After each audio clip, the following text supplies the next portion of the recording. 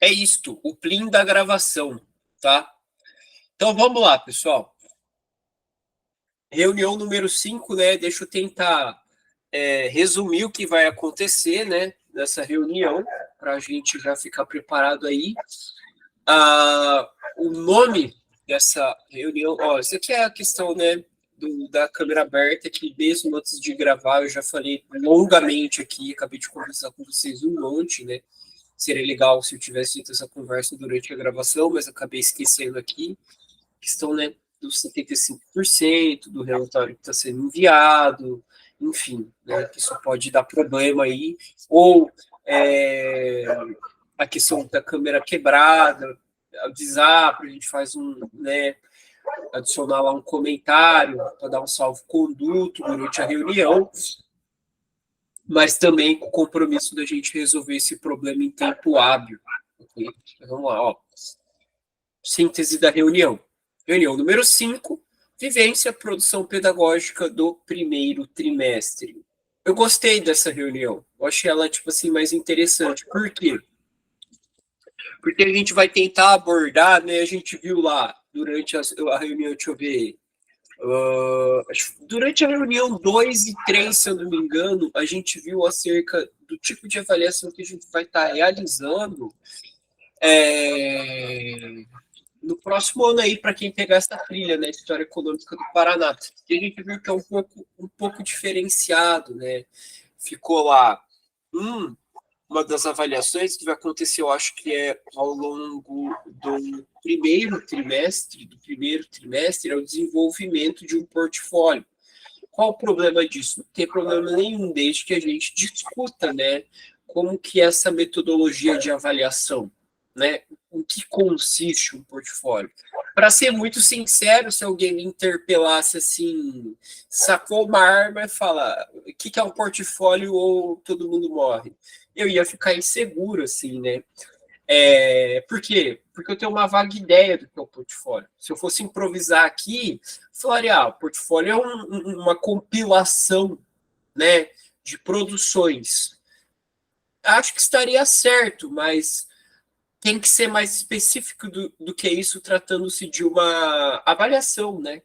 A gente vai estar atribuindo nota aos nossos alunos por meio dessa metodologia. Então a gente vai estar vendo um pouco sobre essa metodologia. A gente vai fazer um mini portfólio, tá? Vamos tentar, né? Fazer um mini portfólio. Então vamos lá. Aqui é a nossa agenda, acolhimento 10 minutos, ok? É o momento ali que a gente se acolhe, é o momento que a gente apavora todo mundo para ficar com a câmera ligada. O início de conversa, né? Conceitos importantes em ação um portfólio, né? Como eu comentei aqui, que eu acho que é a parte realmente importante, assim. E em ação 2, ou seja, vamos tentar, né, correr aí para dar conta de toda a reunião. Não sei se vai dar. Vai ter esse acolhimento aqui, tá?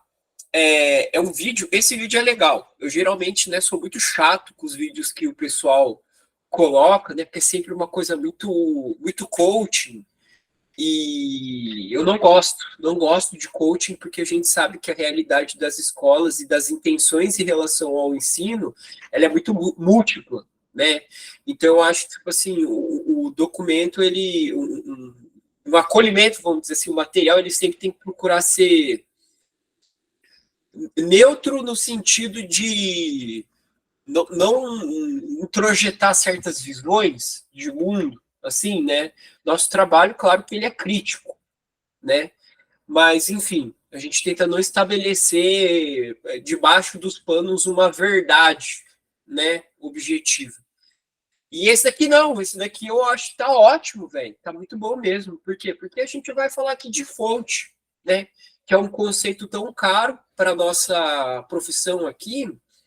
Então, beleza. Vou fazer sem mais delongas, né? Fico falando muita coisa aqui. Sem mais delongas, eu vou ler aqui, né, fazer a via sacra aqui, ler o nosso slide e vou soltar enquanto eu vou pegar lá uma xícara de café para turbinar a reunião aí. Tá, ó, o vídeo vai apresentar o Palacete dos Leões, que é uma construção do início do século XX, idealizada pelo engenheiro Cândido de Abreu para ser a residência da família de Agostinho Hermelino de Leão Júnior, Empresário, ervateiro curitibano. Chamate, pô, quem não conhece, né? Nosso digníssimo Chamate. A economia pautada na erva mate dominou o Paraná por quase 80 anos e contribuiu para a modificação da paisagem urbana e cultural. Você já parou para pensar nessa relação? E na sua região? Como as atividades econômicas influenciaram nas paisagens urbanas e cultural? Vamos compartilhar algumas imagens sobre isso no Jamboard. Só que primeiro vamos assistir esse vídeo enquanto eu vou pegar meu cafezinho lá, galera. Um momento aqui. Vamos lá. Você não faz ideia do porquê essa casa de mais de 100 anos é tão especial. Ah, e tem dica de ouro no final do vídeo. Esse é o Palacete dos Leões, um marco na cidade quanto à sua arquitetura que mistura características neoclássicas e influências barrocas. Ficou conhecido como estilo... Você não faz ideia do... Oxi. Ah, ele tá com delay, é por isso que tá cortando. Ó, galera, desculpa, mas eu vou colocar novamente desde o começo, de maneira paciente aqui. Vamos lá. Você não faz ideia do porquê essa casa de mais de 100 anos é tão especial. Ah, e tem dica de ouro no final do vídeo. Esse é o Palacete dos Leões, um marco na cidade quanto à sua arquitetura que mistura características neoclássicas e influências barrocas. Ficou conhecido como estilo que passou a ser denominado de arquitetura residencial dos ervateiros. Afinal, a partir dessa casa, todos queriam uma parecida com a dos fundadores da Mate Leão. A casa possui muitos detalhes, seja no papel de parede, no batente das portas, inclusive esse no teto, ali no canto onde a pintura original foi mantida. Olha que demais saber disso, os convidados chegavam aqui em suas carruagens, passavam entre esses leões e aí sim acessavam a casa. Todas as janelas possuem as iniciais dos primeiros moradores e claro que junto dos nomes, o ramo de erva mate café. Nós, como visitantes, podemos tomar um chá mate para sentir ainda mais o gostinho desse local maravilhoso. Aqui dentro, além de conhecer toda essa casa, você tem acesso a exposições, como essa sobre a arquitetura que está em cartaz no momento. A visita é gratuita e é a dica que eu prometi. Para você aprender tudo isso e muito mais, é só marcar uma visita com guias por lá, que também é gratuito. Deixei todos os detalhes na legenda. Bom passeio!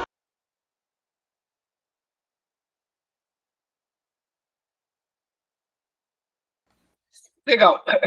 Então o slide ele está tentando, ele está tentando passar para nós aí como, né, um exemplo. Eu vou ter que abrir o Jamboard aqui, tá bom, pessoal? Para a gente começar uma dinâmica aqui em grupo. Tá? Deixa eu compartilhar com vocês aqui. Mas qual é, né, a desse como editor? Todo mundo vai compartilhar com o editor. Tá.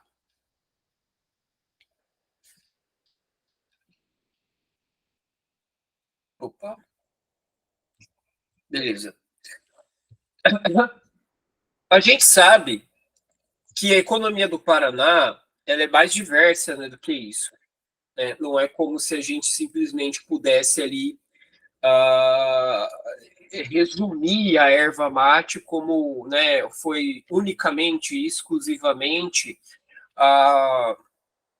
o fator econômico, né, que transforma o Paraná como um todo. A gente sabe que o Paraná ele vai ter tipo assim, isso eu estou falando seguramente sem mesmo a gente ter feito, por exemplo, um curso ou uma pós, uma especialização em história do Paraná. Mas a gente sabe que ela um desenvolvimento heterogêneo, né? Certo? E o que o vídeo ali está colocando é que para a região ali de Curitiba houve essa transformação, que é, por exemplo, essa fonte ali, essa casa, né, da família Leão, Palacete dos Leões, em função do desenvolvimento, né, da economia ervateira, ok? E o Jamboard ele vai propor que a gente reflita rapidamente aqui, por exemplo, e na sua região, como as atividades econômicas influenciam na paisagem urbana e cultural. Vamos compartilhar algumas imagens sobre isso no Jamboard? Então, vai ter aqui, deixa eu ver aqui se está funcionando o link que eu postei para vocês. Legal, todo mundo está acessando aqui, ok? Vocês podem mexer aqui, ó. Respondam ali no Jamboard, que eu acabei de compartilhar ali pelo chat. Na sua região, como as atividades econômicas influenciam na paisagem urbana e cultural? tem algum caso aí na região de vocês, por exemplo, tal qual a indústria ervateira, que mudou a paisagem, por exemplo, ali da região de Curitiba, né? Ou, por exemplo, aqui em Maringá, eu sei que o café foi muito forte. No entanto, o que eu colocaria ali no Jamboard é sobre a Companhia de Terras do Norte do Paraná, certo? Que num primeiro momento ela não é um negócio propriamente dito, ela é uma empresa privada que ficou encarregada de colonizar o norte do Paraná, ou parte do. Professora Bárbara, pode apenas escrever, tá? Acho que fica mais fácil do que inserir imagens. Tenha na sua cabeça a imagem, tá? Talvez a gente provavelmente vai usar depois, tá? Mas eu colocaria, por exemplo, a questão da Companhia de Terras do Norte do Paraná, né? Que, a princípio, era uma companhia, como eu acabei de dizer, ela loteava, né? Em troca de fazer benfeitorias, né? Não consigo deixar de pensar, parece a lógica das capitanias hereditárias, assim, né? Onde o capitão donatário ele deveria realizar benfeitorias e em troca ele teria o benefício, né, por meio da carta, o foral, de possuir, né, hereditariamente aquela faixa de terra gigantesca. Então vamos lá, 2 minutinhos aí para a gente colocar ali no Jamboard. Ah, ô louco, o pessoal aqui tá, já colocou uma imagem ali, um negócio mais, né, robusto.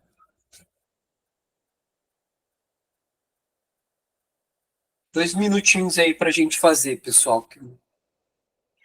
Por favor, porta de novo o link do Jamboard, que minha conexão caiu e perdi o chat.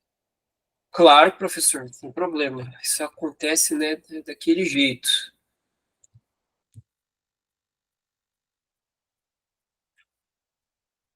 Vou até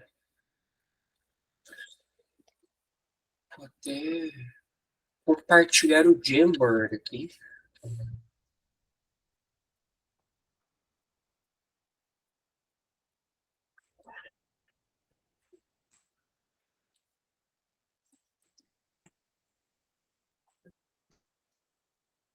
E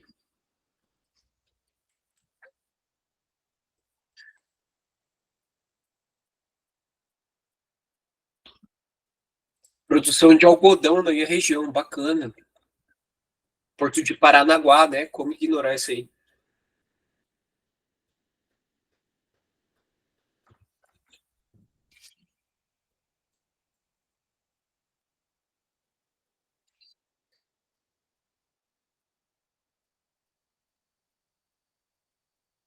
Legal. Cooperativa Castrolanda, laticínios, agropecuária e migração holandesa. Esses dias eu estava ouvindo Holambra. É de um amigo. Ele estava comentando sobre um município que chama que é Olambra, que é lá em São Paulo, no interior de São Paulo. E, velho, é um nome, a cidade, obviamente, mas também é um trocadilho. Por quê? Porque ela foi colonizada. Então, uma influência holandesa muito forte. E o nome da cidade é Olambra, né? Que seria tipo assim, a Holanda no Brasil. Eu não acredito que o pessoal colocou esse nome, assim, é muito, a referência é muito direta, né? Mas eu achei assim incrível, né? Mas vamos tocar aí a reunião, hein? Deixa eu ver. Beleza, vamos lá. Aqui, Castrolanda. Ah, que legal. Pode falar, professor. Ixi, professor Elton, acho que travou feio. Eu acho que é. Professor, eu acho que ele está tendo dificuldades aí para acompanhar a reunião, mas não tem problema, né? A gente vai. Aquela imagem ali é da colônia, dessa colônia Ultimarsum, né? bairro Cidade Industrial de Curitiba, legal também. Predominam as atividades agrícolas, soja, trigo, milho. Isso que é louco, porque eu vejo o Paraná como um fazendão, né? Viajando pelo interior do Paraná, tipo assim, eu fico... É muita, sabe? A paisagem é dominada por soja, milho e trigo, dependendo, né? Se é no meio do ano é trigo, se é agora no começo do ano aí tem a safra, né, do soja e depois a safrinha do milho, né? Eu quando fala, por exemplo, indústria paranaense, eu fico em indústria, né? Sei lá, beneficiamento de grãos, né? Mas obviamente a gente vai acabar, vamos aproveitar essa trilha para ver o contrário, né? Beleza, vou tocar o barco aí, pessoal. Muito obrigado pela contribuição, já fica instigado aí. História econômica, vamos lá. Então tivemos aí, né, o nosso início de conversa. Vamos lá. A Ana já viu. Início de conversa, né? Eu acho que eu acabei adiantando o que seria dito de qualquer forma. A percepção das relações e interferências entre diferentes esferas, como a econômica, a social e cultural, permeia os objetivos da trilha de História Econômica do Paraná. É, mais ou menos, né? Antes o empreendedorismo e depois isso, mas tudo bem. Uma vez que se pretende que os estudantes sejam capazes de analisar o papel das atividades econômicas e relações de trabalho no processo de construção de identidades. Legal, muito importante. O aperfeiçoamento dessa percepção está associado ao desenvolvimento da consciência histórica dos estudantes, no qual o professor é o mediador entre os elementos historiográficos, históricos e suas manifestações no contexto cotidiano dos estudantes. Então, aqui, ó, trouxeram um conceito que, né, vamos dizer assim, ele é meta-histórico. Por quê? Porque o conceito de consciência histórica é muito importante que se diga, é muito importante que se separe ele de ter consciência sobre a história, né? Não é a mesma coisa. Ter consciência sobre a história é uma coisa que a gente desenvolve a partir do estudo, da leitura e de uma, como que eu posso dizer, uma ação ativa, né? Uma ação consciente, certo? A consciência histórica, ela é meta-histórica por quê? Porque ela é anterior ao fenômeno da história. O que eu quero dizer? Ela é uma condição antropológica, né? Vou dizer, a consciência, o conceito de consciência, né, da psicologia. Não é necessário que você pense sobre isso para que você desenvolva uma consciência. Todo mundo, né, o ser humano, todos os seres humanos, eles são dotados de uma consciência, né, e de inconsciência também. A consciência histórica, o que eu estou querendo dizer, não é estudando história que você desenvolve. Consciência histórica não é algo que umas pessoas têm porque estudam e outras pessoas não têm. Não, é diferente. É um mecanismo, né, que permite a gente se relacionar de uma maneira específica com o tempo, né. O Rosen, né, o Jorn Rosen, ele vai definir como, muito, né, definir, muito compactamente, ele vai definir. É a suma das operações mentais que relaciona o passado a partir de necessidades e questões presentes a modo de perspectivar um futuro, né? Então, assim, é de um funcionamento. A gente acorda, a gente liga a luz e toma água, a gente já está operando em cima da consciência histórica. A consciência histórica pode ser entendida como a suma das operações mentais com as quais os homens interpretam sua experiência da evolução temporal de seu mundo e de si mesmos, de forma tal que possam orientar intencionalmente sua vida prática no tempo. Ou seja, a partir das questões do presente, você articula a experiência do passado a modo de perspectivar um futuro a partir da sua intencionalidade. O exemplo que o Luiz Fernando Serri dá no livro Consciência Histórica e Ensino de História, quando você acorda de manhã, né, você pensa assim, eu vou sair e vou colocar o chinelo para, né, andar pela casa. Por quê? Porque se eu não colocar o chinelo, a partir da experiência que eu tenho, ou que minha mãe me falava, ou minha avó me falava, eu vou ficar constipado. e me constipando, né, eu perspectivo um futuro que não é bom. Isso não obedece à minha intenção. A minha intenção é o quê? É acordar bem, né, e continuar bem. Portanto, a partir da reflexão da experiência passada, eu coloco o chinelo, ok? Para ir tomar o meu café da manhã. Por quê? Porque eu quero um futuro em que eu não esteja constipado, né? Eu quero um futuro onde eu acordei, tomei meu café da manhã e tudo aconteceu muito bem, certo?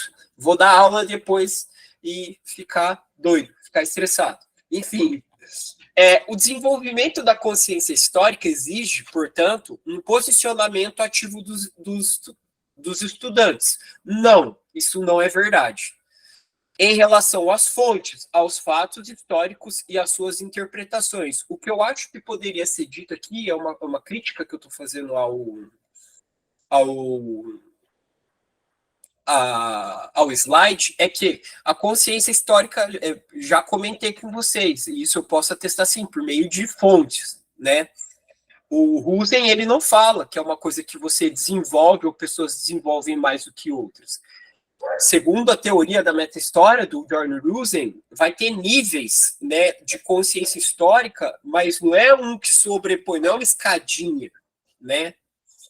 O que o texto aqui está falando, eu acho que se encaixa muito mais com o conceito de literacia histórica do Peter Lee, por exemplo, que, trabalhando o conceito, né, trabalhando ativamente o conhecimento da história, nós desenvolvemos competências. Aí sim, né, o posicionamento ativo em relação às fontes permite um desenvolvimento em algum sentido, que é de competência. Você trabalha história, você pensa história, você acaba criando um senso crítico mais apurado, certo? Você acaba desenvolvendo uma capacidade de interpretação de fontes que é mais apurada, você entendeu? Isso sim. Só que o conceito, preciso falar, é uma área que me interessa muito, por isso que eu estou enchendo o saco falando sobre isso daqui. Consciência histórica não é uma coisa que se desenvolve no sentido linear, assim, entendeu? Você não faz força para ficar. Não é que nem na academia, que você vai para desenvolver um músculo. Não acontece desse jeito, entende? É a mesma coisa que falar que, sei lá, pensar sobre a própria consciência desenvolve consciência. Não. Você está munido dessa condição antropológica. Por quê? Porque você é um ser humano, você entendeu? Da mesma maneira que você tem um braço, certo? Desse modo, o uso de diferentes fontes e sua articulação com a realidade dos alunos contribuem para superar uma compreensão simplista da história, baseada na memorização e, assim, realizarem uma leitura contextualizada do passado, estabelecendo conexões com o presente. O professor Fábio fez ali um comentário. Mas Rusen trabalha com a ideia de formação da consciência histórica. Sim, ele vai falar no desenvolvimento daquela tipologia da consciência histórica, certo? No qual a gente acessa de maneira a consciência histórica de maneira tradicional, ou exemplar, ou crítica, ou genética, né? Mas, ao meu ver, pelo menos, o professor, eu não acho que pensar sobre isso permite você desenvolver uma consciência histórica. Pensar sobre isso vai desenvolver a maneira pela qual você cria sentido histórico, entendeu? Que aí está dentro dessa tipologia que eu acabei de comentar, que seria ou da forma tradicional, ou da forma exemplar, ou da forma crítica, ou da forma genética.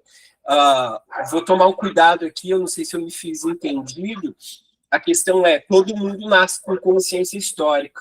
Você não precisa ficar pensando sobre a história para que a consciência histórica que há em você atue.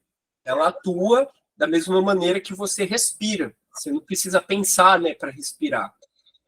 Talvez eu tenha deixado de maneira pouco clara, tá?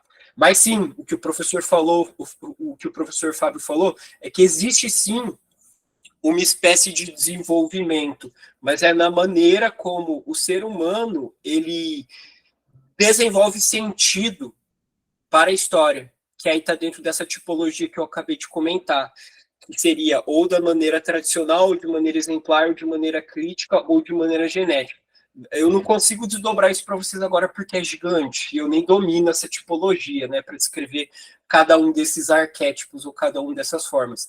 Mas lembrando que eles também não... O que eu sei dizer sobre isso é que ninguém faz uso só de um, você entendeu? Não é que você começa fazendo desenvolvendo esse sentido a partir da consciência histórica do modo tradicional, aí você supera isso e depois você só faz da maneira exemplar e depois da maneira crítica e depois da maneira genética. Não, eles se encavalam. A gente está sempre fazendo uso de todos, certo? Vamos lá. Ok. Vou ter que ler de novo. Acabei me distraindo com a discussão. O professor Fábio colocou aí inteligentemente uma questão, né? E eu acabei me deixando levar. Desse modo, o uso de diferentes fontes e sua articulação com a realidade dos alunos contribuem para superar uma compreensão simplista de história, sim, baseada na memorização, e, assim, realizarem uma leitura contextualizada do passado, estabelecendo conexões com o presente. Legal, né? Eu acho que isso é uma das competências que a gente tenta desenvolver em relação aos nossos alunos, né? Conceitos importantes. A atividade de pesquisar fontes por parte dos alunos, inserida no objetivo do eixo estruturante do primeiro trimestre, permite que ele compreenda o processo da construção do conhecimento histórico, contribuindo para o desenvolvimento do pensamento crítico acerca das narrativas apresentadas em diferentes fontes, compreendendo também sobre as relações entre mudanças e permanências ao longo do tempo. Aí está aqui o eixo estruturante, né, do primeiro trimestre. Investigação científica, o código lá, né, ensino médio, itinerário formativo. Nossa, esse CG aqui eu perdi, eu não lembro aqui, essa parte do código a que se refere. O 01 eu sei que é habilidade. Para mim que esse CG deveria... É que investigação científica não é específica das ciências humanas aplicadas, ciências sociais e humanas aplicadas, sociais aplicadas. Enfim, vou ficar devendo isso, a descrição completa desse código aqui. Mas é uma habilidade, né, a ser desenvolvida ali no eixo estruturante do primeiro trimestre, investigação científica. E consiste em identificar, selecionar, processar e analisar dados, fatos e evidências com curiosidade, atenção, criticidade e ética, inclusive o apoio de tecnologias digitais. E lá, conceitos importantes, fontes históricas, né? Fonte histórica é tudo aquilo que, por ter sido produzido pelos seres humanos ou por trazer vestígios de suas ações de interferência, pode nos proporcionar um acesso significativo à compreensão do passado humano e seus desdobramentos do presente. Sim, perfeitamente. Que fontes podem ser utilizadas para que os estudantes atinjam os objetivos do primeiro trimestre? Ou seja, que tipo de fonte ou que tipo de dinâmica a gente vai, por exemplo, colocar para os alunos, né, a modo de que estes possam entrar em contato com essa pesquisa, né, seleção com fontes, a modo de atingir, né, o objetivo ali, que seria, no caso, o desenvolvimento dessa investigação científica, né. Aí aqui tem o cursista que estiver com uma blusa azul, responde ao questionamento. Alguém está de azul? O professor Elton, não é um azul, acho que é um verde água, de repente. Mas eu vou abrir, eu não gosto desses negócios, eu vou abrir aí para quem quiser responder. Pessoal, que fontes podem ser utilizadas para que os estudantes atinjam os objetivos do primeiro trimestre? Vamos até voltar aqui, né? O objetivo seria, né, o desenvolvimento aqui da investigação científica, seria desenvolver a identificação, a seleção e o processamento de dados, fatos e evidências com curiosidade, atenção, criticidade e ética, inclusive o apoio de tecnologias digitais. Então, pessoal, alguém aí teria uma resposta para isso? desenvolvendo uma avaliação, o que você colocaria para os alunos aí? Que fontes podem ser utilizadas? Professora Bárbara, à vontade, por favor.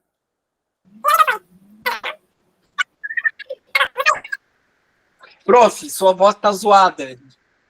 Sua voz tá zoada de novo, aquele negócio lá. Professor Elton, você que levantou a mão aí, gostaria de fazer a fala aí, seu áudio tá ok? Funciona? Acho que tá fechado, professor, o seu áudio. Fontes arqueológicas seria uma fonte assim, muito rica. Né? Só que quando a gente fala arqueológica, a gente teria essa fonte no colégio, a gente ficaria no campo da imagem.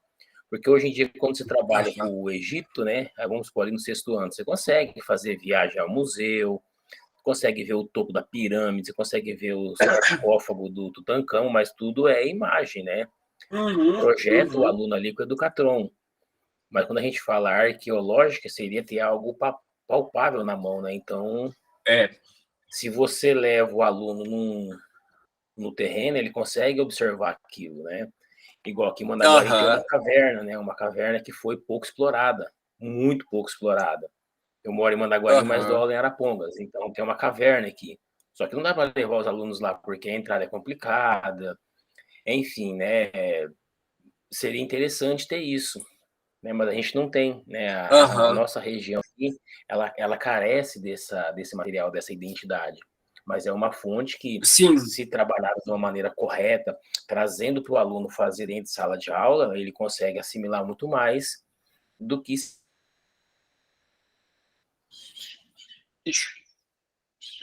Travou aí, professor. Mas eu acho que foi bem no finalzinho ali, acho que ficou claro o seu ponto. E sim, porque, por exemplo, eu acho que a história econômica do Paraná vai estar muito incompleto se a gente também não abordar a questão indígena, né? A questão pré-colonial, por exemplo, né?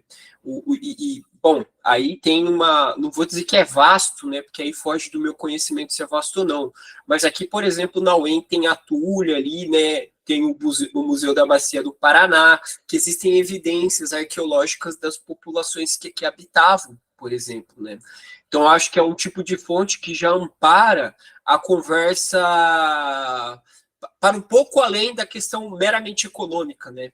Mas do processo da formação, né, da economia do Paraná, que inclui, né, como que eu posso dizer, a grilagem, que inclui, por exemplo, a relação, né, que o homem europeu teve para com os indígenas que aqui estavam antes da colonização, né? O professor Fábio, ele comentou ali, ó, trabalho com patrimônio e os lugares de memórias da economia ervateira. Professor, se pudesse falar mais um pouquinho aí, eu achei legal. Você dá aula em qual região aí? Gente, estão me ouvindo bem aqui? E aí, Fábio, beleza? Oi. Tá ótimo. Eu trabalho em Curitiba, inclusive eu dou aula no Colégio Estadual do Paraná, que é do lado desse Palácio dos Leões, né? Legal, legal. Deve dar uns 50 metros, assim, é na mesma rua. Mas, independente disso, assim, de ser próximo, ter uma possibilidade melhor da gente visitar, né? O próprio vídeo do acolhimento, eu acho que ele pode ser utilizado como um material que pode ser trabalhado como uma fonte. Eu achei bem legal o professor Elton, né, ter pontuado ali essa diferença entre a fonte material e o acesso a imagens, né, que a gente tem de fontes históricas e, de repente, a efetividade disso, né? Veja, o livro didático que a gente trabalha na escola, trabalhou durante muito tempo e ainda trabalha, né, ainda é um pouco aí do artefato mais interessante da cultura escolar, ele traz fotografias de fontes, né? Traz fotografia de embarcação, fotografia de sítio arqueológico, porque é a tecnologia que a gente tem ali, né? Não é a experiência ideal, óbvio, né?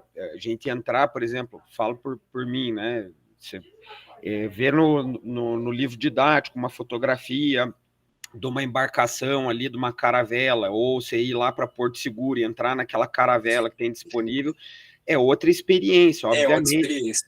A gente tem acesso ao conhecimento por outros, digamos assim, outras percepções, né, do sensoriais ali, então isso obviamente muda, mas o vídeo do acolhimento, só para também não demorar muito aqui, Lucas, sei que o tempo é meio... Fica à vontade, fica à vontade, professor. E pegando o gancho na ideia de consciência histórica ali, que foi explorado, né, achei que você comentou ali, foi super, super interessante, Lucas, né, ter falado que todo mundo tem a consciência histórica e trazer a partir do Riese, contrapor ali com como o Peter Lee trabalha, a ideia da consciência histórica é que realmente a gente tem uma consciência que ajuda a gente a se orientar no tempo. Perfeito. E o ponto de partida para a gente conseguir até mesmo ir para o ensino de história, né, é a ideia de experiência de mudança temporal, é você conseguir, a partir da nossa realidade, de coisas que são apresentadas, sei lá, seja a partir da guerra que está acontecendo agora, seja a partir daquela postagem que fizeram no grupo lá, comentando de um caso que aconteceu aqui no estado. Lá de Arapongas, se eu não me engano, né? A professora é lá de Arapongas. Isso, e essas questões, enfim, num certo sentido, essas fontes, ou a forma como a realidade se apresenta para a gente, isso, né, nos traz carências de orientação, tipo, como que eu vou me orientar perante a isso, perante a um conflito, perante a, sei lá, um pessoal dentro de uma instituição fazer ali uma exaltação a enfim, uma memória dolorosa, uma memória que é crime hoje, né? Então é o jeito que a nossa consciência opera para a gente se orientar nisso, né? Isso. E aí, a partir dessa carência de orientação, dessa irritação por ver, né, essas experiências de mudança temporal, que se inicia o processo ali de ida ao conteúdo. E aí vem as fontes, né, que é o aluno conseguir ter essa capacidade de análise, interpretação. Então, aquele vídeo, por exemplo, do início, né, se fosse para como que a gente poderia trabalhar, eu entendo que é um vídeo assim mais turístico ou mais de propaganda, então ele serviria, e muito bem feito, assim, esteticamente falando, então legal, ele chama atenção, tipo, olha que interessante, o aluno vai olhar aquilo e vai olhar com um olhar diferente, tipo, um vídeo na linguagem assim, mais de internet, mais próximo da cultura juvenil, e vai chamar a atenção dele. Então, de repente, a ideia da experiência de mudança temporal, da carência de orientação, vem daí, tipo, nossa, olha que patrimônio bonito, olha que lugar bacana, queria conhecer mais a respeito. E aí você tem uma ida para o conhecimento científico. É verdade. Ou uma segunda forma de fazer uma intervenção é a gente também causar nos alunos, né, um pouco dessa irritação, dessa experiência, né, de mudança temporal, levantar carências de orientação do estudante, e daí utilizar aquele patrimônio, aquele vídeo, só que já no sentido de fonte histórica, exigir análise, exigir que ele interprete, né, que ele crie evidência sobre aquilo, ou seja, que ele faça perguntas sobre aquilo que está acontecendo, para daí interpretar e ir para o mais importante, né, que é a narrativa, sei lá, a educação histórica, a partir da consciência histórica, trabalha no paradigma narrativista. Enfim, seriam duas possibilidades, né? Desculpa, às vezes, gente, eu sou meio palestrinha nas coisas, eu tento ser mais objetivo, mas em resumo seria isso. Primeiro é o vídeo para tentar trazer a cultura comum ali, como que o passado se apresenta ali no cotidiano das pessoas. Então, utilizar o vídeo para tentar mostrar isso para o estudante, que o passado está presente na vida dele, ou o segundo é como uma fonte mesmo, para ele ter que analisar os elementos ali, barroco, rococó, como foi falado, aquele monte de erva mate, tudo que é canto da edificação, ser um palácio, uma coisa suntuosa, edificar no bairro, ali é tudo Leão, o nome do bairro, em homenagem ali, eu imagino que a família da Mate Leão, né, e o seu Palácio dos Leões, que era a família ervateira. Então, daí para aquelas questões sociais, culturais, outros recortes, ali, como você tinha apontado, né? Pode ser, não sei, seriam essas duas possibilidades. Eu nem tenho mais nada para falar, galera. O professor Fábio deu a letra aí. Eu acho que é bem por aí mesmo, você entendeu? Partir, né, do que pode ser feito ali dentro da sala de aula mesmo, como, né, um pezinho ali da escada para depois colocar o aluno em contato, né, ou trazer a consciência do aluno que o passado está presente, né, quer ele saiba, quer ele não saiba, quer ele reflita, quer ele não reflita conscientemente sobre isso. Legal também que, por exemplo, o professor Fábio ele notou a formatação, né, do vídeo. É legal porque ela está adequada ao tipo de mídia que se consome. É tudo muito rápido, muito explícito, porque, por exemplo, que nem ontem fui passar um documentário sobre a questão da escravidão no Brasil. E vai ter historiadores falando, né? E aquele ritmo da TV Senado, né? Que é devagar, é preciso, você entendeu? Em 5 minutos, como que eu posso dizer? A barrinha ali de energia dos alunos para a atenção deles acabou, já era. Você entendeu? Então, eu acho que sim, a gente pode considerar, sim, naquele vídeo, uma espécie de fonte para a gente tentar levar para uma outra concepção de fonte, né? Que aí é muito mais, né? Tem muito mais a ver com o método, com o que a gente vê, que a gente sabe que é muito mais profundo. Primeiro, a professora Laureni, pode falar, depois a professora Bárbara, por favor. Bom dia, professor. Muito bom dia, professor. Então, aqui, se eu for trabalhar, tipo, uma fonte histórica, sabe que eu estou aqui na região de Toledo, Foz do Iguaçu, né? Oeste do Paraná. Aqui, a gente tem muito trabalho a respeito, quando a gente vai falar no passado, né? Muito trabalho a respeito dos obrageiros, chamadas obragens, né? O trabalho da exploração dos mensus, que eram os paraguaios, os argentinos que viviam nessa região, e que os obrageiros, que eram as empresas que exploravam o erva mate, fazia a exploração desses chamados mensus. É tema bastante falado, bastante polêmico, tem muitas obras a respeito, né? Tem muitas teses a respeito, estavam produzindo até um curta-metragem a respeito disso. Então, tem muita fala a respeito desse trabalho ali, desse período da colonização do Paraná, da exploração do erva mate nessa região de fronteira aqui, com a exploração dos paraguaios, né? Que é tema bastante polêmico na região, inclusive. Então, tem museus, tem documentários, tem várias teses, né, a respeito disso que a gente sempre passa para os alunos, e que não é sempre que tem em livros didáticos, que é um trabalho quase que paralelo a isso, né, das universidades da Unioeste aqui do Paraná, que faz esse trabalho ali, resgatando o trabalho desses chamados obrageiros. Nossa, prof, desculpa, a professora Bárbara vai falar ali agora, mas só um comentário. Você me lembrou, puxa, de um texto que me marcou muito na faculdade, que era em História da América Latina, se eu não me engano, e o nome do texto era Los Mensu, né? Que no caso aí ia falar nesse tema, só que especificamente ali da Argentina. Eu lembro que o professor escolhia cada vez um país, né? Cada semestre ele escolhia um país diferente. E, nossa, eu lembro que me tocou muito porque era essa relação, né, de uma espécie de escravidão por dívidas, né? A pessoa era livre, ela é livre. Por quê? Porque ela recebe.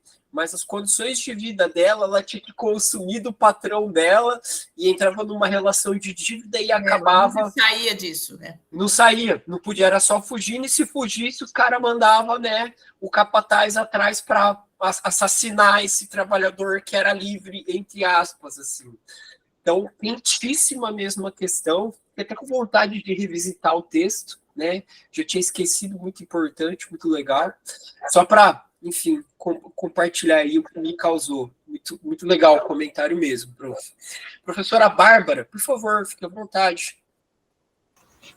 Funcionou? Tá ótimo agora. Tá bom. Não, eu, na verdade, só vou pegar um gancho para terminar a fala, que... Além de tudo, esse vídeo ele é uma coisa bem didática, porque eles gostam, é a linguagem deles, né, dos vídeos instantâneos, youtubers, enfim, TikTok que eles assistem, que a gente pode, inclusive, desenvolver um trabalho em que eles produzam, né, vídeos, que eles produzam as suas próprias fontes. Inclusive, a minha primeira fala, ela era de que acho que interessante, além das fontes que nós temos, todas essas listadas, é trazer para eles a ideia de que eles têm as suas próprias fontes dentro do seu círculo, né, de vida. Talvez até mesmo um primeiro questionar, porque a gente está estudando história econômica do Paraná, mas o quanto isso está ligado com a realidade da família deles, né, de como que o avô trabalhava, no que ele trabalhava, no que o tio trabalhava, geralmente na região que se vive, se trabalha com relação à fonte econômica, né, daquela região. Eu acho que trazer essa fonte, eu chamaria isso até nem de uma fonte talvez emotiva, ou uma fonte familiar, ou uma fonte, claro, com raízes antropológicas ali, né, familiares, culturais, mas que daí ela vai aproximar eles também, acho que num primeiro momento deles entenderem por que a gente vai estudar a história econômica do Paraná, porque ela é a história deles, é a história da família deles, dos pais, como eles viveram, né? Eu gosto, para fazer uma síntese, assim, nas primeiras aulas que eu pego com uma turma, eu acho que tem que ter a necessidade de falar um pouquinho sobre teoria, sobre os fundamentos da disciplina, né? E uma coisa que eu curto muito falar é, vamos tentar refletir até onde vai a seguinte afirmação: ninguém nasce no mundo sem história, né? Quando a gente nasce, já havia uma história, já haviam costumes, já haviam valores, né? E isso acaba afetando, né? Quem nasce, você entende? Então, eu acho muito importante isso que você falou, porque às vezes a gente fica numa espécie, quando é jovem, né? Uma negação absoluta das coisas. Só, é porque e não me importa. Inclusive, a ideia da consciência histórica, ela vai entrar aí totalmente, né? Porque ela ela já pré-existe antes mesmo desse conhecimento dessas fontes que a gente vai passar históricas, políticas, enfim. Não, perfeitamente. Eu acho que é por aí mesmo. E também, ali, ó, o que a professora Ivanete falou, que eu acho que tem 100% a ver com a ideia dessa reunião de hoje ali, é o que está sendo proposto, né, pelo slide. A professora falou ali, ó, Ivanete, para quem não leu: sou de geografia e costumo dizer que as paisagens falam, porque expressam a sua história em suas formas. Com certeza, né? Aquele palacete ali não brotou do nada, né? Ninguém colocou uma sementinha de palacete, enterrou, e quando viu tinha, né? Não, com certeza fruto de um processo que tem uma intencionalidade muito bem definida pelos seus atores históricos, né?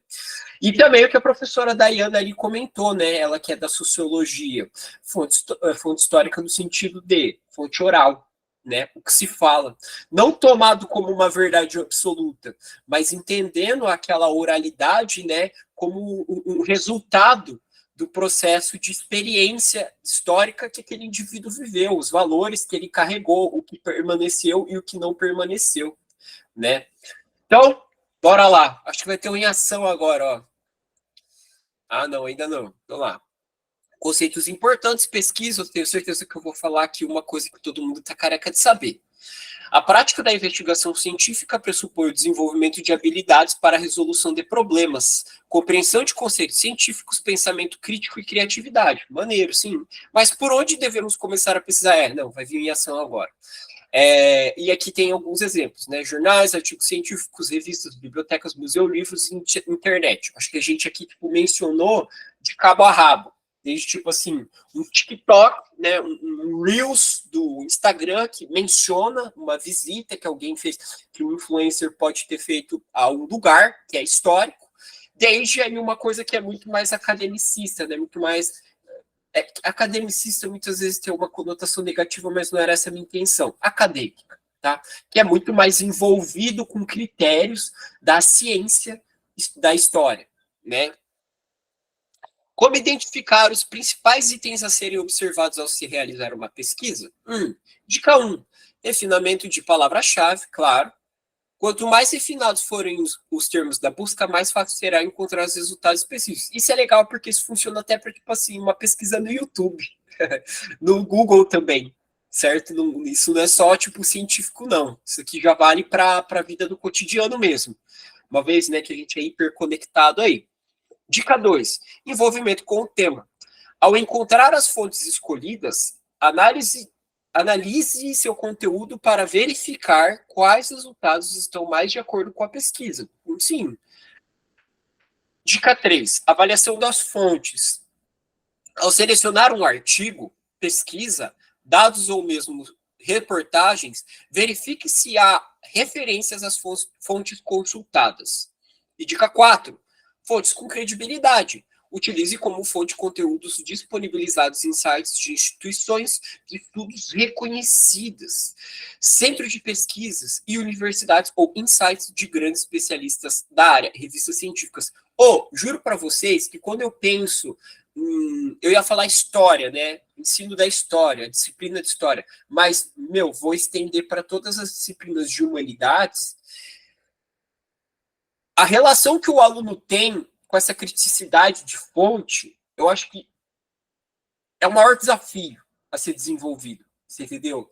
Porque, hoje em dia, onde a gente vê, por exemplo, a gente sabe que a gente vê o que a gente quer ver, né? Ainda mais a partir dos algoritmos. Eu não sei se vocês usam, eu gosto de ouvir música, e eu uso Spotify, que é um aplicativo. E ele tem um algoritmo, né? O algoritmo vai ser uma programação ali que fica medindo as minhas escolhas, né?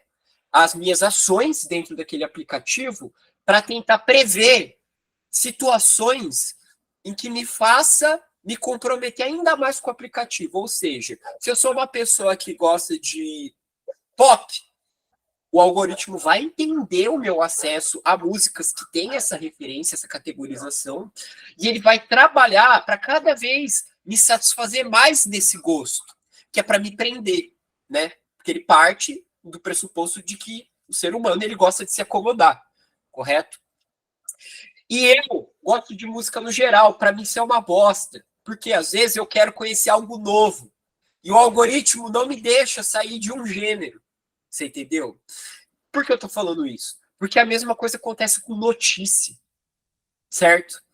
Um algoritmo que flagra que você tem uma certa visão política, você entendeu? Ou que você tem um certo relacionamento com notícias que sejam de cunho novelesco, você entendeu? O Eduardo Cunha, né, chamou o presidente da Câmara de bobão. E eles vão tretar na frente do Palácio do Planalto ao meio-dia de dia tal. Se você gosta desse tipo de notícia, né, que é novelesco, assim, né, o algoritmo ele vai entender isso e ele vai tentar te lançar, independente da notícia ser verdadeira ou falsa. Você entendeu? Então, o desenvolvimento da capacidade crítica do aluno de selecionar a fonte, né, falar, não, velho, tá... Eu adoraria ver o Eduardo Cunha tretando com o senhor Arthur Lira na mão, caindo no braço, mas não vai rolar. Eu duvido que isso vai acontecer. Você entendeu? Se o aluno parte, né, dessa crítica, né, não, acho que não, tenho que ver, tenho que confirmar isso, eu acho que é a melhor coisa que a gente pode dar para os alunos hoje em dia, né? A capacidade de verificar uma informação para ver se ela é realmente útil para a vida daquele aluno, né? Aí, sites e portais recomendados para pesquisas acadêmicas. Isso aqui eu acho que é mais para gente, né? Eu não sei se o aluno, tá pronto para, né, fazer pesquisa por meio do portal, sei lá, da Cielo ou periódicos da CAPES. Acho que é outro nível. Não sei se todo mundo conhece, eu imagino que a maioria conhece, mas eu vou, né, rezar aqui a via sacra. A sugestão que é feita são 4, ó. No caso, o portal de periódicos da CAPES, né? Biblioteca virtual que dispõe de acervo com mais de 45 mil títulos, com textos completos, 130 bases referenciais, 12 bases dedicadas exclusivamente a patentes, além de livros, enciclopédias e obras de referência, normas técnicas, estatísticas e conteúdo audiovisual. Lembrando que isso daqui, ó, é para quem fala especificamente português, com exceção do Google Acadêmico. Mas se o aluno domina a língua inglesa, aí tem outros repositórios, né? Tipo o JSTOR, por exemplo, né? Aí o céu é o limite. Tem vários exemplos que a gente poderia dar aqui. Outro exemplo aqui é a Cielo, né? Biblioteca eletrônica desenvolvida pela FAPESP e Bireme, disponibilizada uma selecionado coleção de periódicos brasileiros, acho que eu li errado ali, perdão, preparados e armazenados em sua própria base. Maneiríssimo. Quem nunca baixou um artigueto ali na Cielo? O Google Acadêmico, muito bom, maneiríssimo, acho que é o que eu mais uso, né? E o portal do Prof. História. Aqui é realmente interessante. Por quê? Porque são produções, né, de cunho pedagógico para pessoas da área, né? Então, aqui vai ter, por exemplo, o Prof. História, ele é um mestrado profissional, né? Que várias faculdades do Brasil vão se associar a esse programa, ok? Então, não significa que você tem que morar numa cidade específica para poder fazer o Prof. História. Não. Você tem que ver se uma universidade ou faculdade da sua região oferece. Mas, né, se eu não me engano, é o FRJ que oferece isso, mas eu faço pela UEM, por exemplo. Ó, a professora Joana ali diz que fez. E, professora, nesse mestrado profissional, por favor, me corrija se eu estiver falando abobrinha, a gente tem que entregar ao final uma espécie de produto, né, de cunho pedagógico e oferecê-lo à comunidade, né? A comunidade que eu estou falando, claro que é a comunidade de uma maneira mais ampla, mas especificamente, necessariamente, a comunidade de professores de ensino de história, né? Então vai ter muita coisa mastigada já ali, né? Muita coisa que é voltada para a experiência do professor de história, né? Eu recomendo. Eu uso bastante esse portal aqui para ver. Será que estão escrevendo sobre algo que eu também escrevo, né? Que eu escrevo, não, que eu tento desenvolver, a exemplo ali da tipologia da consciência histórica do Jorn Russell. Joana, professora Joana, fique à vontade. Prof, eu vou ser bem breve, Eu acabei fazendo o meu trabalho em 4 anos. Né? Eu deveria ter feito em 2, mas eu perdi meus pais no processo do mestrado ali. Em 13 dias, eles morreram vítimas de câncer, né? Meus beijos. Minha mãe. E aí eu acabei adiando, fiz em 4 anos, né? Enfim, terminei no ano passado, defendi no ano passado. Eu trabalhei com história oral, entrevistei idosos e idosas de 60 a 80 anos, né? Eu tenho um amor, assim, eu desenvolvi um amor por eles, meu Deus, é uma maravilha a gente trabalhar com pessoas idosas, enfim. Eu fiz um trabalho, construí a fonte por conta de que na região de Prudentópolis aqui, existem 2 comunidades como Esperança e Linha Paraná, que tem esses nomes, e na extremidade, onde termina a Esperança e onde começa a Linha Paraná, se formou uma comunidade de poloneses, né? E é uma comunidade muito pobre. E é uma comunidade que teve, assim, foi muito interessante. Eu não vou contar a história para vocês, mas foi muito interessante. Ter feito essas entrevistas, ter recuperado muita coisa, ter construído uma fonte, né, junto com eles, né? Enfim, do ponto de vista do Prof. História, não necessariamente você precisa produzir um produto, mas é interessante produzir. Nem todo mundo que fez na UEPG comigo, né, o mestrado, produziu, né, trouxe um produto, de repente um caderno pedagógico, um caderno de atividades. No meu caso, eu construí um caderno, né, de atividades para trabalhar com a fonte oral, e eu entrevistei mulheres que fazem benzimentos e que, inclusive, tem uma parteira, né, na comunidade ainda que está viva, né, que ela fez inúmeros partos, enfim, é muito interessante. Então, do ponto de vista do Prof. História, não há necessidade de se produzir um produto, né, de fazer um produto e deixar à disposição. Mas se a tua pesquisa te conduzir para isso, é interessante que se produza. Então, a gente teve diferentes temáticas abordadas e foi muito legal. Para mim, que saí da rede e fui para o Prof. História, foi muito interessante, porque eu tive acesso a pensamentos diferentes, professores de São Paulo, tinha 2 professores de São Paulo, professores de diferentes lugares, né? Então, a gente acaba tendo um conhecimento um pouco mais amplo e acaba trazendo para a nossa prática, né? Então foi muito legal para mim. Agora eu estou apresentando uns projetos para o doutorado, mas eu não tenho muitas publicações, então acaba, né? A gente sabe qual é. Enfim, mas é sempre bastante interessante o professor abordando ali do Prof. História. Ele possibilita que a gente trabalhe o primeiro ano, são 2 anos, né? O primeiro ano são aulas presenciais, e no segundo ano você produz o trabalho se você vencer essas disciplinas. Você tem as disciplinas eletivas também, né? As disciplinas, né, que você escolhe fazer em outra universidade, não necessariamente na UEPG. Eu acabei fazendo História Oral na Unicentro, né? Por conta de que com a professora Nádia Guariza, justamente porque ia me facilitar bastante. Tive acesso ao professor Serri, né? Os professores ali da UEPG, foi muito importante para a minha trajetória, né? Eu invejo, sinceramente, quando você falou ali da UEPG, por exemplo, ali tem o Jedi, é um dos grandes, Jedi sem J, no caso, né, com G e H, é um dos grandes laboratórios que produz, assim, conhecimento, vou chamar desse jeito, vou colocar dessa maneira, que produz conhecimento mesmo acerca da didática da história como disciplina, né, sempre separando pedagogia da história da didática da história, que são coisas diferentes.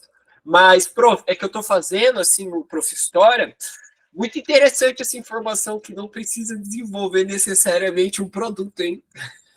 Achei muito, muito importante aí essa coisa, que é uma coisa que eu já estou tentando quebrar a cabeça, assim. Mas é incrível, fica aí a propaganda também, pessoal. Quem tem interesse, por favor, de verdade, eu acho que é uma experiência incrível, porque é um programa de pós-graduação que ele pressupõe que você está trabalhando. Pressupõe que você é um professor sofredor, entende? Então, as aulas são quinzenais, entendeu? No meu caso ainda, não é nem presencial. Uma ou outra é presencial, entende? No geral... Nossos profs, só para lhe dizer, eram quinta-feira à noite, sexta o dia todo e sexta à noite. Então, a gente já organizava um horário na rede, né, onde a gente trabalhasse, para a gente fechar segunda, terça e quarta. Então, eu deixava de cumprir a hora de atividade. Então, essa possibilidade que eu tive, através do meu núcleo, né, de não cumprir a hora de atividade e conseguir realizar, porque eu concentrei as aulas na segunda, e terça e quarta-feira. E eu estudava quinta e sexta. Eu moro em Petrópolis, dá 100 quilômetros, então eu viajava para lá, posava no hotel. Enfim, é toda essa logística, gente. Nossa, mas eu nunca tinha ouvido desse acordo aí com o núcleo. Nossa, isso aí é topzera. Nossa, aí é muito bom mesmo. A gente pediu por conta de que a gente não teve, como é que é, a licença para estudar, né? Então, não conseguimos. Então, o que a gente fez?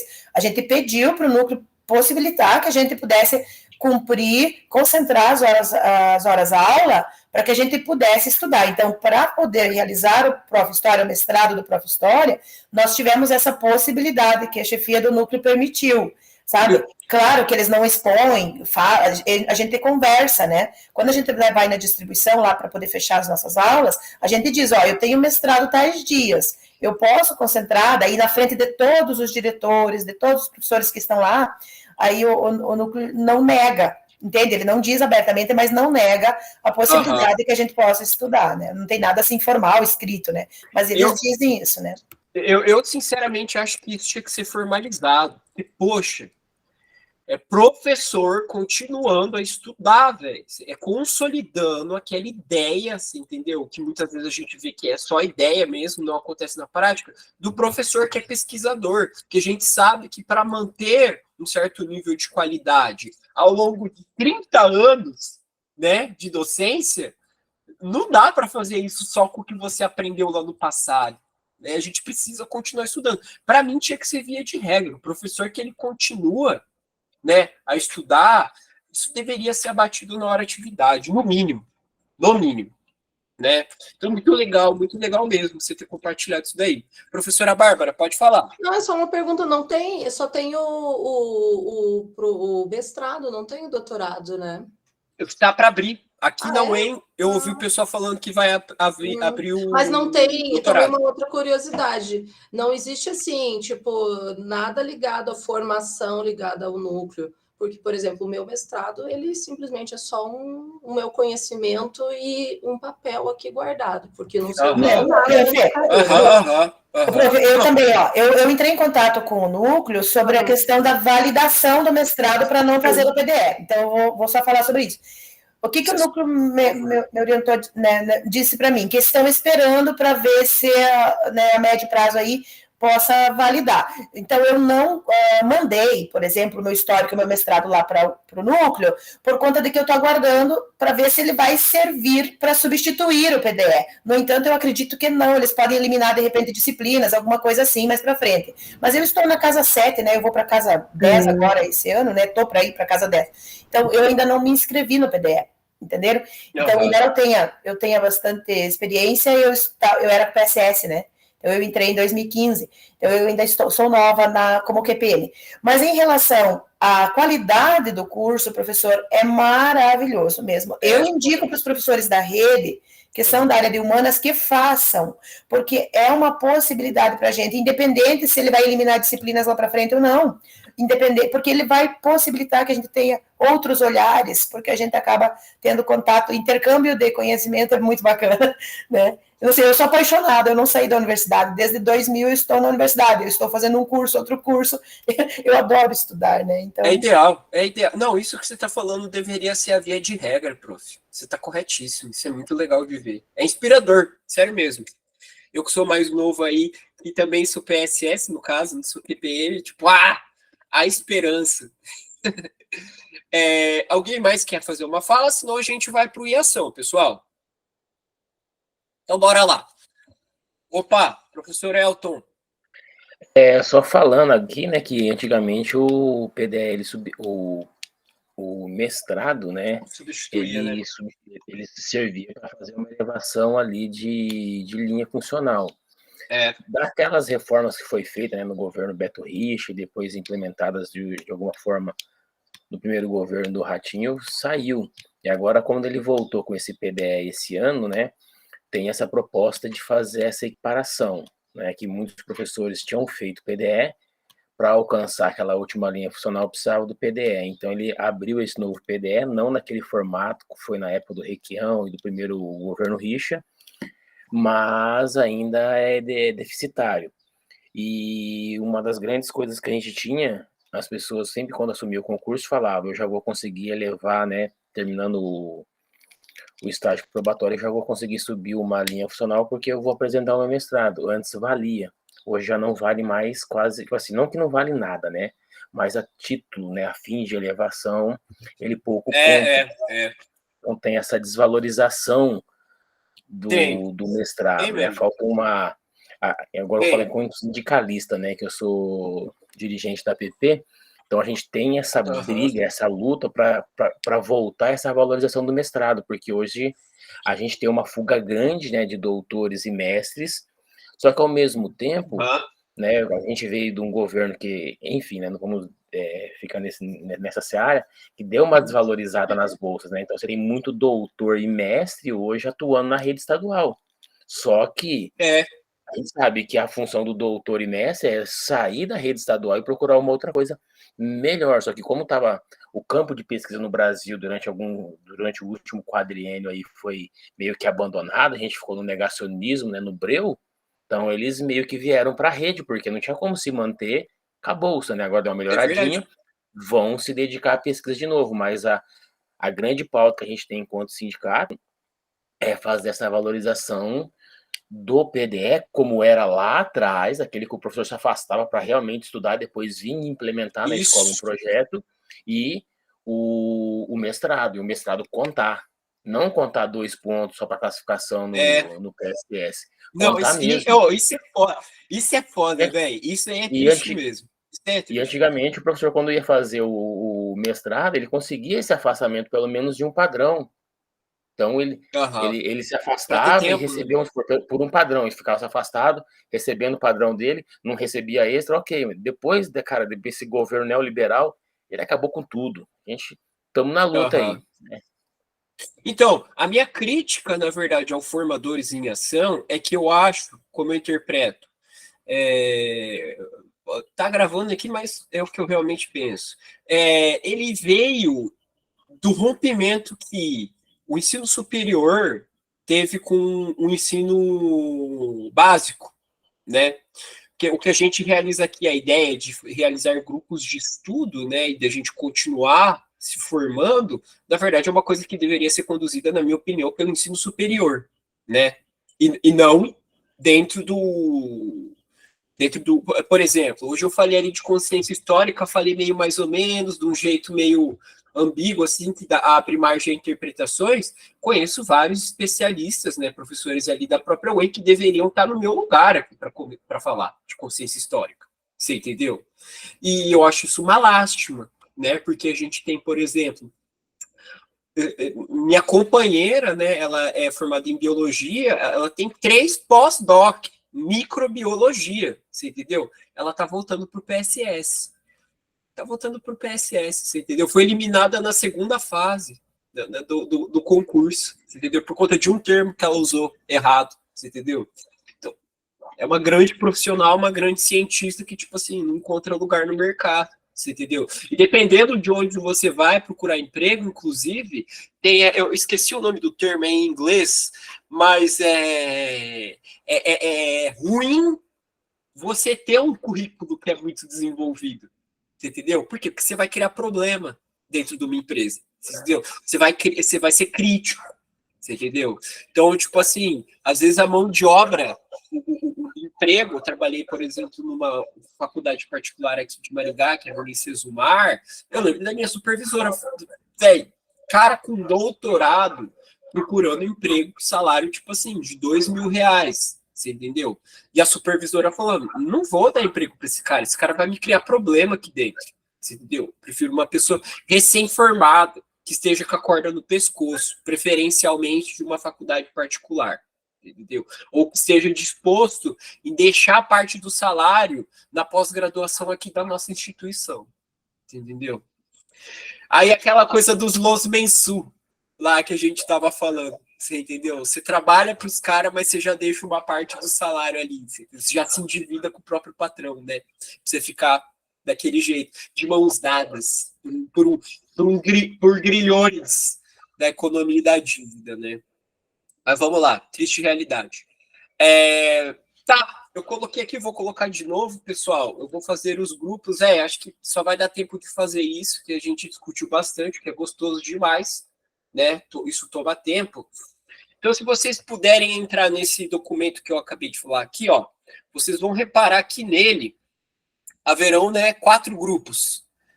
Qual é a ideia? Deixa eu apresentar ele aqui. Fica mais fácil de explicar.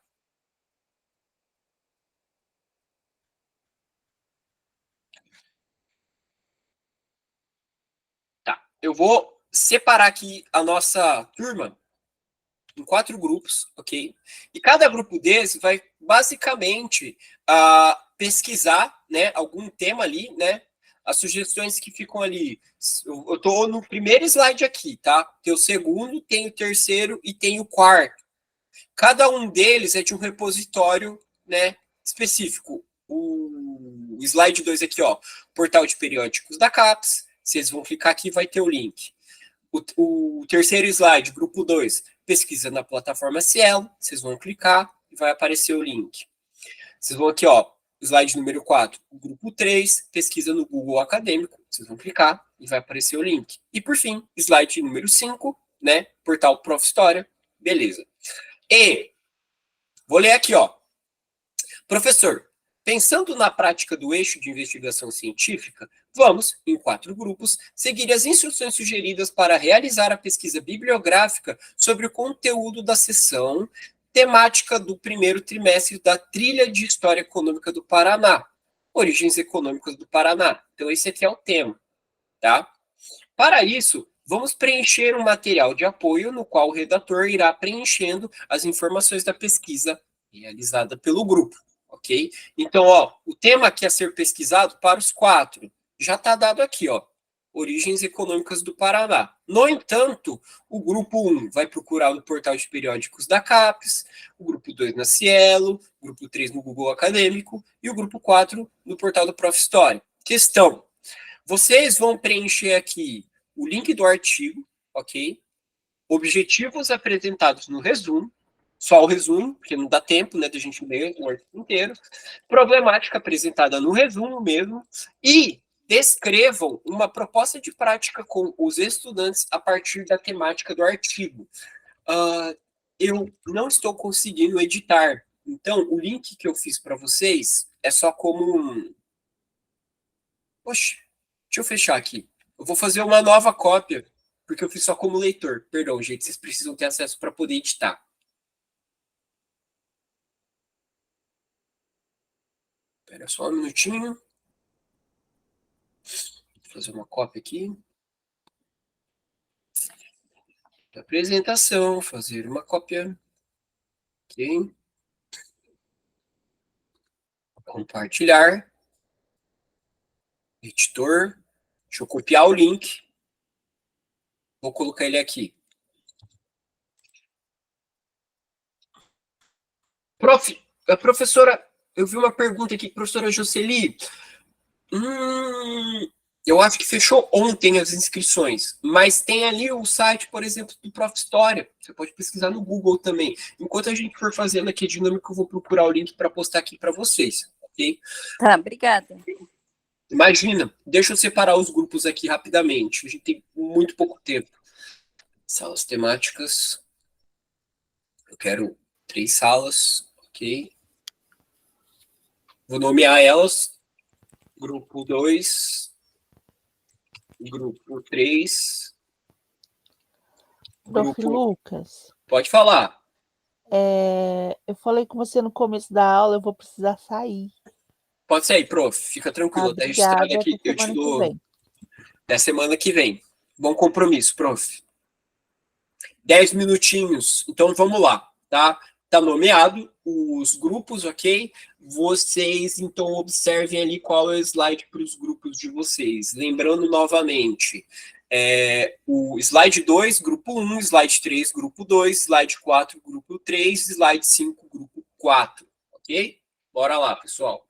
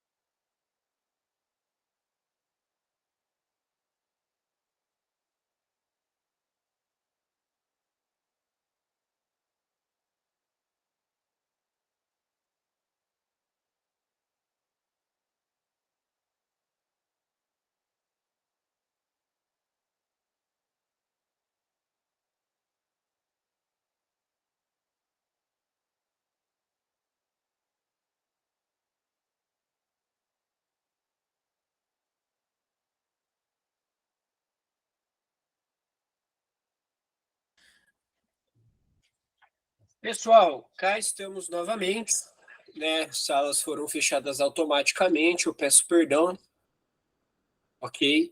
Mas consegui ver aqui, tá? Vou partilhar aqui com vocês e vamos finalizar a nossa reunião. Sei que deveríamos ter visto também em ação 2 dessa reunião, que seria sobre o portfólio, só que não deu tempo, né? Ficamos aí discutindo, uma discussão gostosa e muito necessária. No entanto, vamos lá, ó.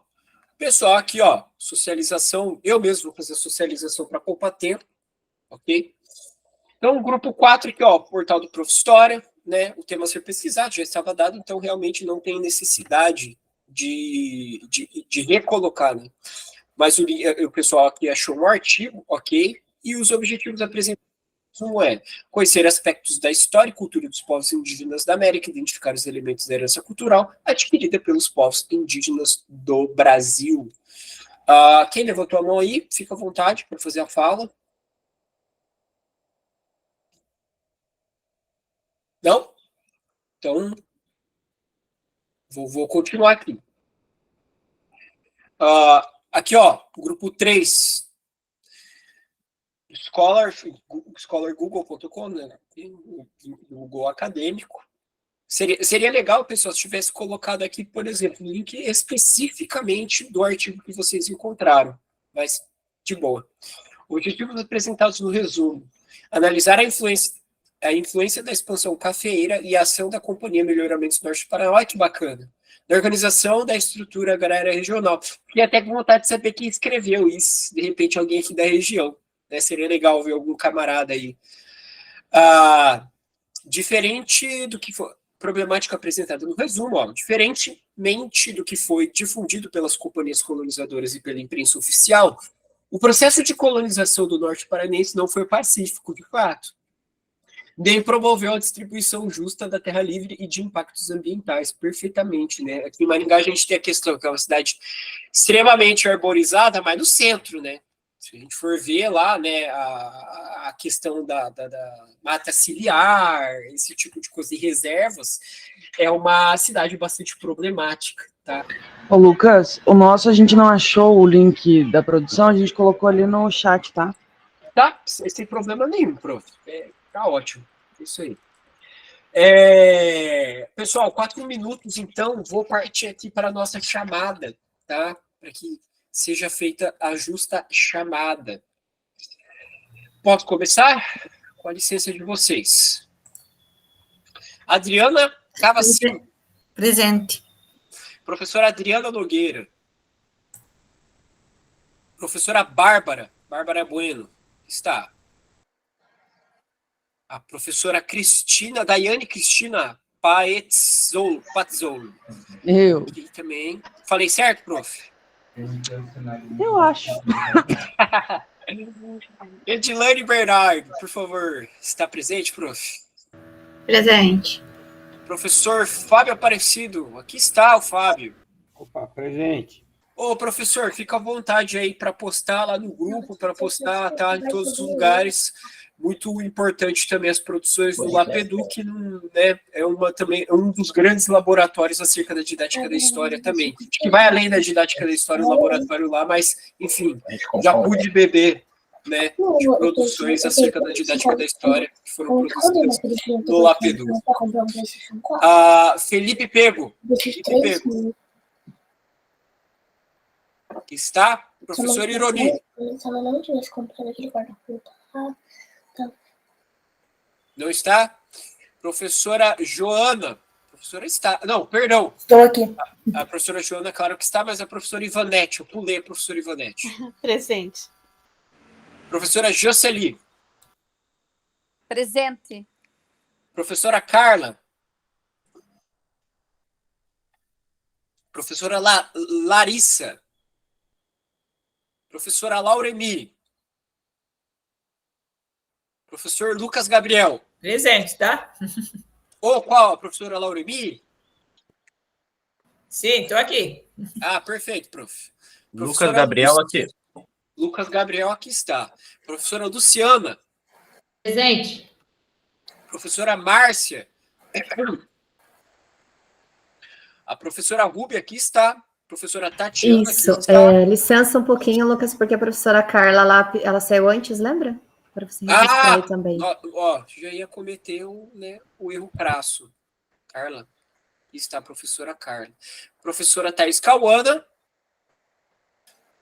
E o professor Elton. Pessoal, desculpa apertar o final da reunião ali, como eu disse. O Salvo Conduta é em nome de uma discussão que eu achei que foi muito produtiva, foi muito bacana. Acho que as reuniões tinham que ser inclusive mais sobre isso. Eu agradeço completamente aí a participação de todo mundo. Também agradeço a paciência de vocês, pela minha inabilidade de expor tudo de maneira sempre muito clara, ok? Mas a gente sabe que, no geral, a gente vai se acertando aí, ok? Novamente, atenção, o professor Fábio ele vai colocar lá sobre o evento do Lapedu, ok? Atentem, professores, atenção no Prof. História, ok? Não consegui achar o link aqui, mas quem tiver interesse, pesquisa lá no Google, é um dos primeiros links, ou no Instagram também tem a página do Prof. História, tá? Eu recomendo fortemente que o façam. Encerrou ontem. Encerrou ontem? Então fica aí para a próxima seleção, gente. Como não há progressão amparada, embasada no mestrado, façamos pelo amor. Ok? Pelo amor ao conhecimento, né? É o que resta. É o que resta. Então, gente, muito obrigado pela presença aí de todo mundo e até a próxima reunião. Não na próxima semana. Próxima semana vai ter. Normal. Tá? Bom feriado. Como eu esqueci do feriado. Né? Um ótimo feriado aí para todo mundo.